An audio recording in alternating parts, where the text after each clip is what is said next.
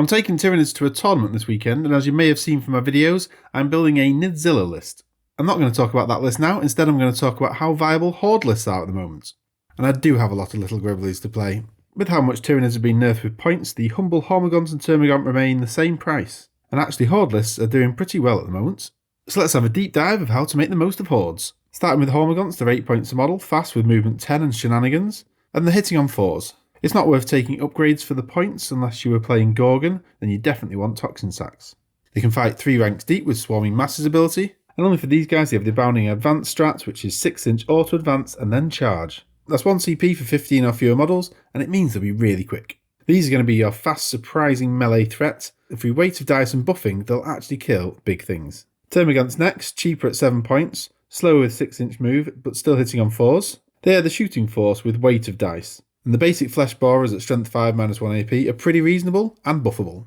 For only a point extra, the Devourers give you an extra shot, but the trade is less strength and AP, and not the same amount of buffing, so it's probably not worth it. There's a couple of good strats just for those flesh borers. Scorch Bugs for 1 CP, take them to strength 6. Bioadapted Borer Grubs for 1 CP, what a name. 6 is to wound, generate mortal wounds in addition, now that's to a max of 6. And there are actually some other killer strats for both of these. You got Overrun for 1 CP, make a normal move after fighting, and this is perfect for hit and run, or moving on to an objective. An Endless Swarm for 1 CP, you get to respawn D3 plus 3 models to the squad. You can actually steal objectives at the start of your command phase by respawning onto them. Stringing out new models and getting obsec troops onto an objective is really powerful. I've talked about this with Genestealer cults using the same technique as well, and it works just as well for Tyranid Hordes. A quick note on Gargoyles, they are fast but don't have the same buffing options. They are overshadowed by the 2 Gaunt options. They seem to do all the jobs that you need. With only hitting on 4s but up to 30 models in a unit, targeting them with reroll abilities is really powerful, and it makes the most of those abilities. You got your Hive Tyrant, reroll hits of 1, Swarmlord reroll all hits, Tervigon plus 1 to hit, Tyranid Prime reroll wounds of 1, and Direct Guidance Warlord traits for plus 1 to hit.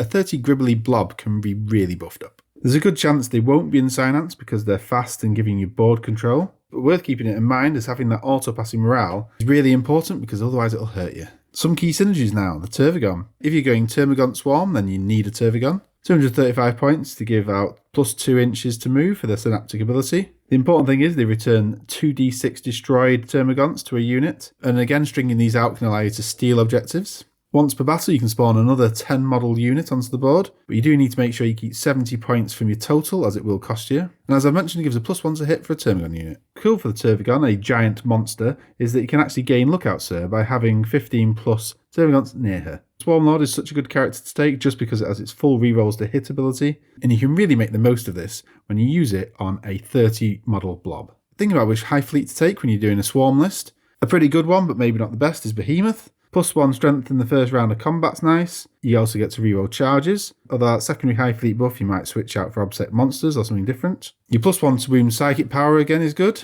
which means your horde can punch above its weight. And there's also a fight on death strat, so if somebody charges your squad, they can still fight and hit back. And probably the best high fleet for a swarm is Gorgon. They can wound anything that isn't a vehicle or Titanic on a 4+. That's really powerful because they're not that strong. And they get to reroll 1 wound, which is reasonable, but obviously might swap it out for obsec monsters. The psychic power is 6 is to wound deal mortal wounds to a max of 6. And again, just with the weight of dice, that'll really pay off. And the strat makes Toxin Sacks auto wound on 5+, not 6. And this is why your Hormigons with Toxin Sacks in Gorgon, they're really powerful. Let me know if you like Horde or Nidzilla lists, and I'll see you soon. Bye.